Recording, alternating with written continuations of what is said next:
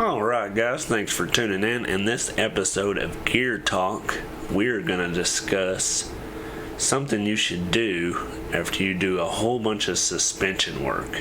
Stay tuned.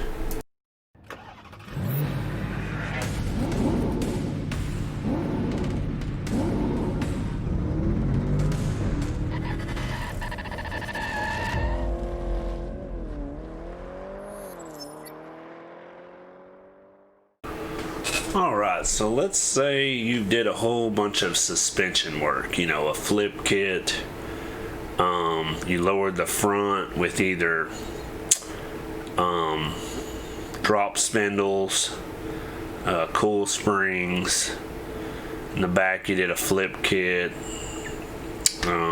changed the shackles around, all that stuff. So over time, say about 50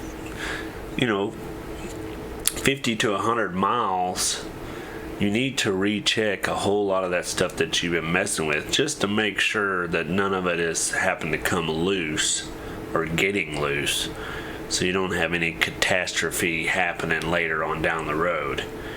And also, I would definitely recommend, anytime one of these kits gives you hardware where it has like a lock washer and the nut just freely spins on, I usually try to change that stuff out and get an actual locking nut.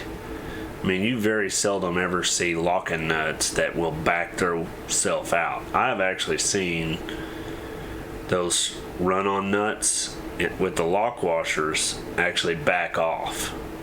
So to me, I'm like, I don't want nothing on my suspension with that stuff. So I always change them out with some lock nuts.